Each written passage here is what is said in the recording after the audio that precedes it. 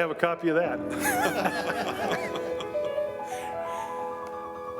Hi, everybody. Thank you for coming out this afternoon. This afternoon, Senator Senjum and Ingebrigtsen and myself want to talk to you about a pattern and practice investigation that we have requested that the Department of Justice conduct.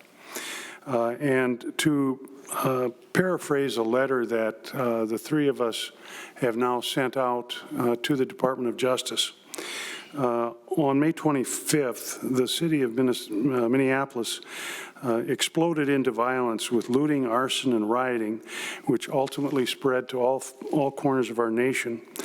And for the first time in our state's history, it was necessary to call out the entire contingents of our National Guard in order to restore order. In response to this conduct, the City of Minneapolis City Council expressed their intention to dismantle the Minneapolis Police Department. In addition, upon the governor ordering the Minnesota Department of Human Rights to conduct an investigation into the actions of the Minneapolis Police Department, the commissioner of the Department of Human Rights stated that communities of color and indigenous communities have, quote, suffered generational pain and trauma as a result of systemic and institutional racism. Under these circumstances, we don't think that it is possible to protect the civil rights of the citizens of the city of Minneapolis, let alone the citizens of this state, if the City Council follows through with its threatened actions to dismantle the police department. It is also pretty apparent to me that the state of Minnesota is not capable of conducting a fair and impartial investigation into the George Floyd incident, given the type of a reaction that we received from the Commissioner of the Department of Human Rights, who obviously has already made a determination in her mind that the Minneapolis Police Department is a racist organization. And so because we feel that neither the city nor the state of Minnesota has the subject matter expertise or the wherewithal to conduct a fair and impartial investigation, we have requested that the Department of Justice conduct what's called a pattern and practice investigation.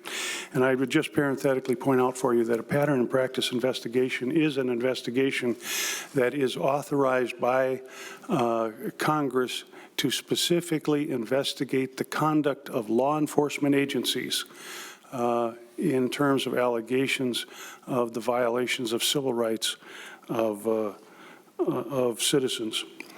A couple of points I want to make, and then I'm going to turn the mic over to my colleagues. I really believe that the notion of even talking about dismantling the police department of the largest city in the state of Minnesota is just frankly frightening. And I think that recent events that we have seen since the rioting and the looting have been quelled. Recent events with all of the shootings that have occurred, I think that you are now beginning to see the result of that kind of threatened action. Insofar as the Department of Human Rights, I really think that they have disqualified themselves to conduct any type of an investigation into the alleged wrongdoing of the police department in Minneapolis, simply by reason of the fact that before they even started the investigation, they came to the conclusion that the entire department is a racist organization. And the statute that provides the jurisdiction for the Department of Human Rights to conduct the investigation specifically says that they are authorized to conduct an investigation into the alleged violations. And purely they've already made up their mind as to what the outcome of the investigation should be prior to even starting it. So my position is this. We have been asked as legislators to address various police accountability legislation. And I will tell you that for my part, unless and until we can get to the bottom of what the problem is and who is creating the problem over in Minneapolis, I don't know how we can possibly entertain and prepare the appropriate legislation until we have an answer to the question of what is the problem, who is creating it, and only when those questions are answered can we possibly address legislation to correct it. With that, I'll turn the microphone over to Senator Engebretson. Thank you very much, Senator Newman, for taking the lead on this. Those of you know that I'm a retired law enforcement official, 16 years as sheriff, and these are very troubling issues for me to see Minnesotans have to go through. So I'll get right to the point. When we have an office that's going to be investigated or that the public is doing an outcry to have them looked into, by rule of thumb, and I think it's pretty fair to say that you would have an outside agency come in and investigate another agency. It just is good business, because if the outcome is not satisfactory, it can be criticized for the very people that you intended on actually, or who intended on having the investigation put forward. I fear for the citizens of Minneapolis. I really do. I've had conversations with the senators from there, and I really feel for them. They really got themselves a real issue there, and of course it doesn't help when their officials over there basically abandon the police department, and I think I don't have to. It goes without saying. I guess you could say, well, how's that worked out for you so far?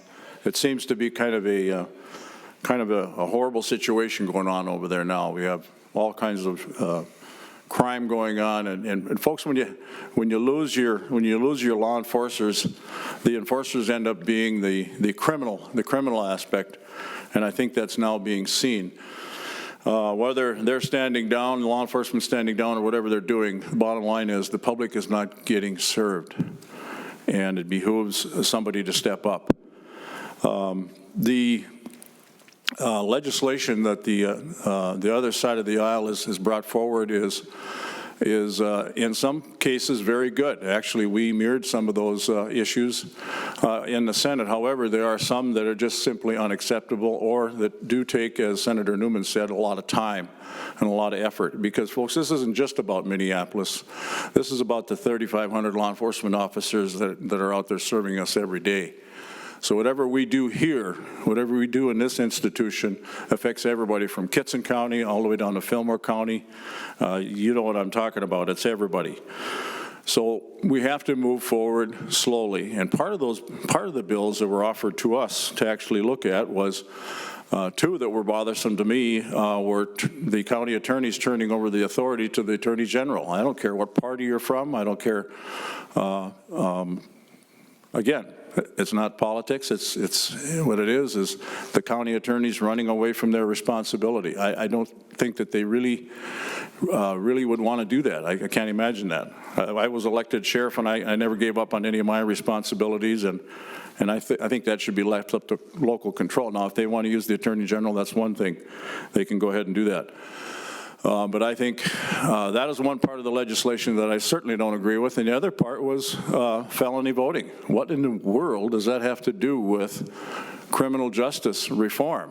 Is to have somebody walk out of their cell and immediately be able to have the opportunity to vote.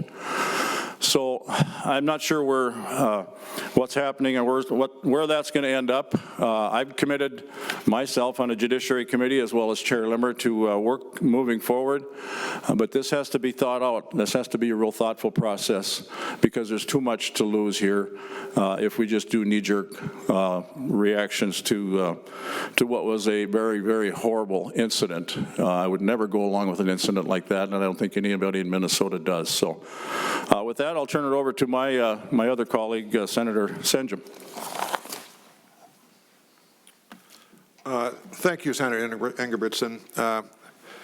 Senator Newman and I, and actually a couple of others, have, I think, toiled over the last perhaps 3 weeks on this matter with respect to police reform. What do we do?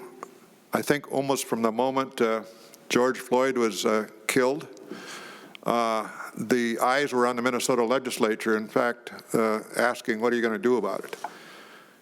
And we can ban chokeholds, and we can add training hours, and we can do a lot of things, but are we in fact really getting at police reform, and are we really getting at what in fact the George Floyd incident was all about? And so as we think about it, at least as I think about it, it's not about Wadena or Winona or anywhere else, Wilmer. It's about Minneapolis. What do we do as a state legislature about Minneapolis and what happened there, and how do we restore public confidence to, in fact, the citizens of Minneapolis, and particularly the minority communities, relative to their own police department? A community that doesn't have confidence in their police department is a community that has some problems. And so how do we get there? And sir, you know, we can, I don't think we can expect the city of Minneapolis to do it. They haven't done it in 20 years. I don't think we can expect, as Senator Newman pointed out, the Minnesota Human Rights Department to do it, because they've already, I think, if you will, tainted their first approach by a comment made by the commissioner. But I think if we're really going to have reform of police departments in Minnesota, and particularly in this case now the Minneapolis Police Department, who can do it? Who is in fact the biggest gun in town with respect to this issue? And it is the Department of Justice. The Department of Justice coming in and introspectively looking at not only the Minneapolis Police Department, but I would say the governance structure of the city of Minneapolis. How supportive have they been to their police department in terms of hiring practices, taking care of the needs? When the Minneapolis Police Department asks for 400 and they get 4, what's wrong?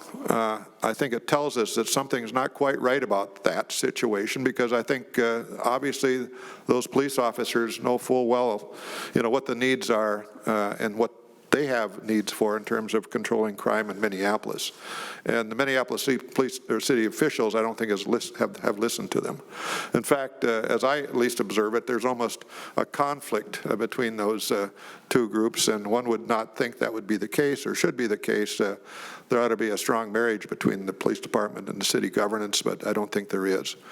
And so the idea of bringing the Department of Justice in for a real introspective look at what's going on there, what has happened there, and what it might take, in fact, then to fix it in terms of recommendations is absolutely totally appropriate. And I would say unless and until we do that, I would not expect, in particular the minority community of the city of Minneapolis, to have any confidence at all in their police department. So bring in the outside people, bring in the experts, bring in the people that have done this before in other cities, allow them to work, allow them to uncover what the deficiencies are, allow the city of Minneapolis, and in fact even the state legislature, to make those corrections as they're pointed out. And maybe over the course of 2 to 3 or 4, maybe 5 years, we can create a culture, at least within that department, that is something that I think everybody would agree is good and that works for the good and glory of the city of Minneapolis. So those are my comments, and I guess we'll take questions. Senator?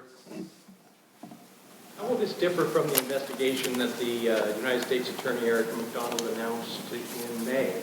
That she has done a robust investigation of the death and any civil rights violations by the city of Minneapolis. The FBI is involved. How is this different from the one there? Aware of that? I'm not aware of it. The only way I can answer that question is I'm not aware of that particular investigation. I can tell you that the investigation that we have requested from the Department of Justice is an investigation that is authorized by a specific statute authorizing the Department of Justice to investigate a law enforcement agency. I don't know whether or not the investigation that you are referring to is a pattern and practice investigation or not, which is the investigation that we have requested. A couple of you said that the recent spike in shootings was a result of what the city council has pledged to do. The city council has not made any structural change in the police department yet. In fact, they said they're going to take the next year to study the issue or more. So what evidence do you have that there is a linkage between what the city council is pledging to do and the shootings that are out on the streets the last couple of weeks? The City Council of Minneapolis has not taken any official action, but what they did do is send out a pretty strong indication that they had a veto-proof margin to dismantle or defund the Minneapolis Police Department. And that type of, I'll call it threatened action, is frankly, I think, pretty irresponsible. And I think that we do have to take that into consideration in whether or not a request of the type that the three of us have made is appropriate. And I do think it is appropriate because it's pretty plain that the city council did in fact make that threat, we will call it. If I could just add to that, I always put myself on the other side of the issue when I make decisions or talk about decisions, and I'm thinking that Senator Newman made a very good point. What kind of a message did the city council send out there to the people that we've hired to do the job that nobody else wants to do? Furthermore, what kind of a message has the Asian gangs, the gangbangers, the organized criminals that actually work, live, and commit crimes in the city, what do you think they're going to think? The city council, if I was a city policeman, I would say, boy, I don't have much support here. And fact of the matter is, if I make some kind of an arrest and it gets a little shaky, I'm going to be on trial. Again, that's not to minimize the George Floyd incident whatsoever. But these guys that put the uniforms on, guys and gals, are human beings, and they're going to react accordingly. And I've always said, you're only going to be as good of a police department or a sheriff's department as your community will allow you to be. And they're certainly sending a strong message that they don't care for the people in blue. And believe me, the bad guys are listening. They're paying attention to that. They're taking advantage of it. There is a difference, do you acknowledge, between what Derek Chauvin did and an arrest getting a little shaky, which you just said? Absolutely, and I also made it very clear that I was not minimizing that whatsoever. That was a horrible arrest, an absolute horrible arrest. But I'm not going to comment any further than that because, as you know, it's going to be going to court. But I try and put myself in that position. If I don't have the support out there of the majority of the city council and or the mayor, it's a real tough situation to work in. But again, the ones that were out there trying to capitalize on this, the criminals, frankly, they're watching, and this is right up their alley. This code only has equitable and declaratory relief. It's a purely civil action that's in line here. Do you have an example of a city or an investigation that DOJ done that has resulted in the kind of model that you're hoping to see in Minneapolis? Is there an example that you can think of that's been investigated under this statute? As I understand it, the way the procedure works for a pattern and practice investigation is a request goes up to the Department of Justice. They entertain the request, and assuming they decide to proceed, then the Attorney General issues an order authorizing the investigation. The investigation then takes a fair amount of time, certainly a matter of months, if not a year, after which the Department of Justice issues what's called a public findings letter. And in that public findings letter, they make certain decisions as to the nature and extent of the problem that they have found, if any, and make recommendations as to how to fix that problem. Oftentimes, from there, they will move towards what's called a consent decree, where the involved parties, in this case, would most likely be the city council, the city officials elected in Minneapolis, the Minneapolis Police Department, et cetera. The Department of Justice would be looking for some kind of an agreement as to how to move forward.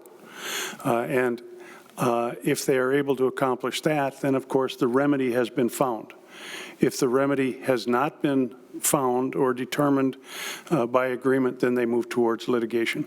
Is this the statute that, by which, say, Ferguson was investigated? Is there an example that the chief, what you're looking to in that? Pattern and practice investigations are fairly common throughout the United States. The Department of Justice has an entire department or a division where they have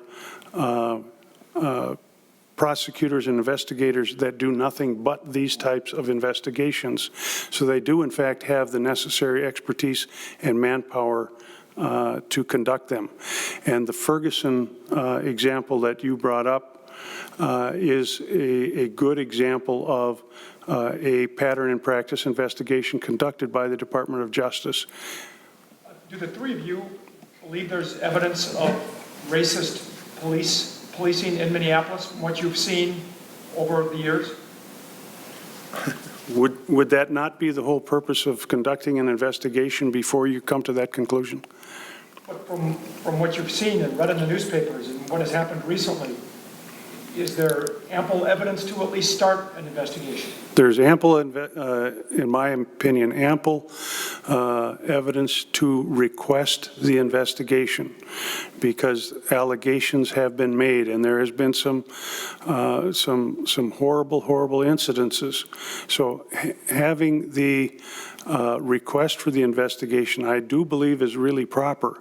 But I am not going to speculate. Perhaps my colleagues would, but I'm not going to speculate as to the outcome of the investigation, because what I anticipate is that the Department of Justice will be making certain recommendations as a result of the investigation, which is then going to draw the legislature into possible legislative reforms. And that's, of course, what I am interested in, but I want to do it from a standpoint of solid foundational evidence as to what we should be doing, not simply reactive.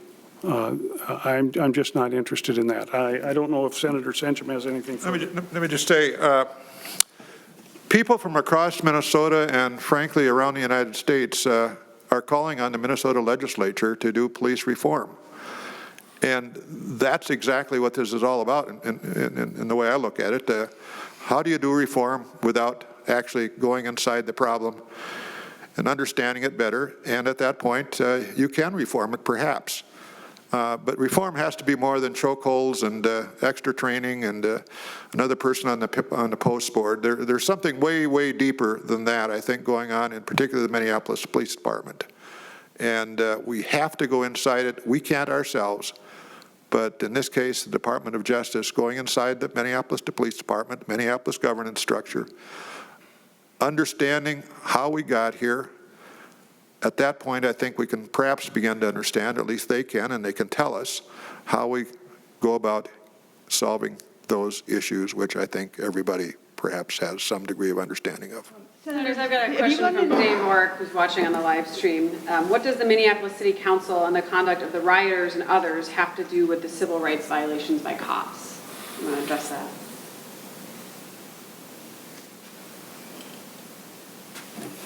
You want to talk about it?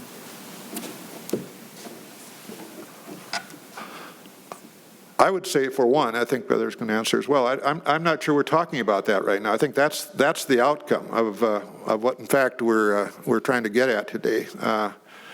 The riots are one thing, but going inside the Minneapolis City Police Department and understanding where reforms are needed is what this is all about. And my hope would be that it gets us there. And I'll go back to saying, how do you reinstate public confidence, particularly by the minority community, in their police department, unless you take this rather bold step?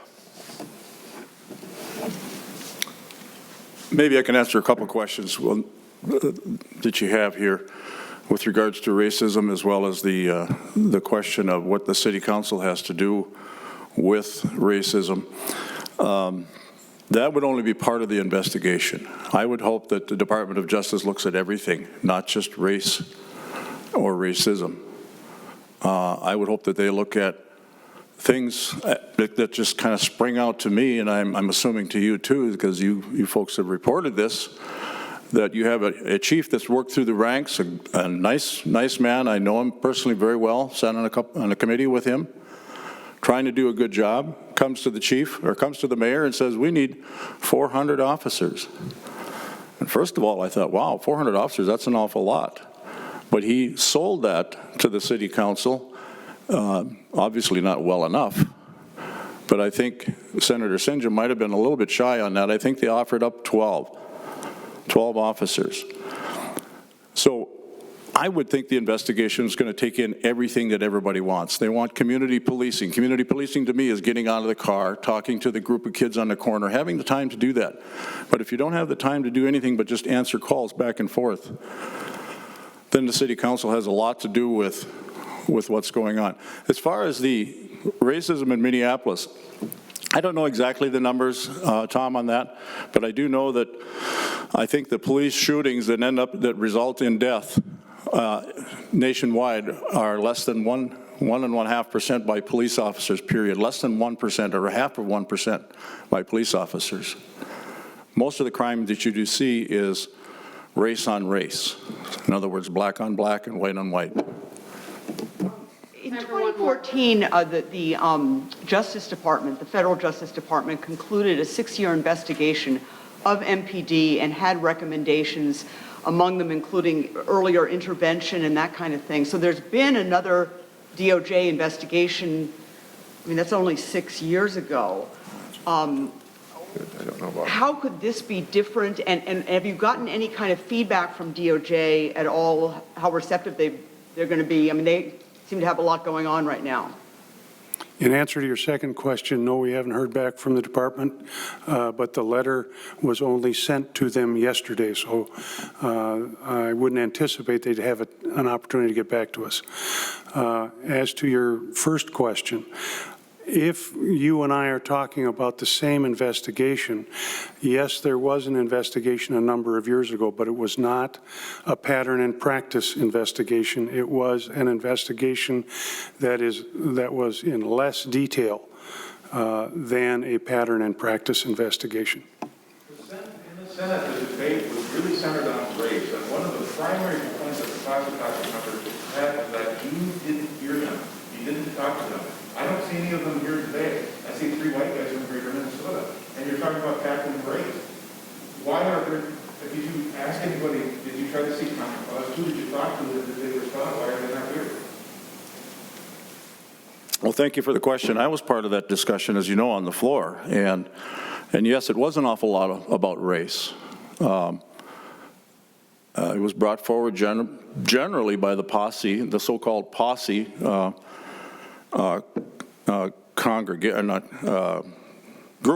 posse group or caucus. Chair Limmer had not even heard of that in the Senate. We had heard something about that in the House, that they actually have a caucus. But as far as I'm concerned, I don't care what caucus you come from. You treat people the way you'd want to be treated. But again, that's only one part of what we're trying to do here, is one part. And I think the perception is that the police department may be racist. I don't know. Some of the incidents as of late would certainly make you wonder that. but let's quit wondering. Let's find the root of the problem. Let's not throw everybody out with one or two bad apples. You also, as I said earlier, you have 3,500 other officers in the state that are going to be affected by this. And are there some bad ones? Yes, but there's also things in place to deal with that. As far as racism, I think it's just a sidebar here is what it is, and I'm sorry to say that if you don't want to hear that, but I want somebody to be treated exactly the same as somebody that's whatever color. There shouldn't be any color involved here. In fact, I guess I could say that I happen to be very close to an officer that responded to a Grand Forks incident that happened 2 nights after the George Floyd incident, where a black man was being evicted out of the house and killed a white cop. I guess that's part of the job. It's a horrible part of the job. I didn't see a whole lot in the media about that. Not a lot. So, is there racism? Probably so. Maybe it's all over the place. But as far as I'm concerned, the Department of Justice, hopefully will get to the bottom of it and get them going in the right direction. And with regards to Esme's comment about that investigation, that kind of goes back to the City Council. If they were directed to do some training, or whatever it was, they had an opportunity along with their mayor at that time to do it. And I understand that they didn't. All right, thanks, guys. Better wrap up. All right, thank you. Thank you.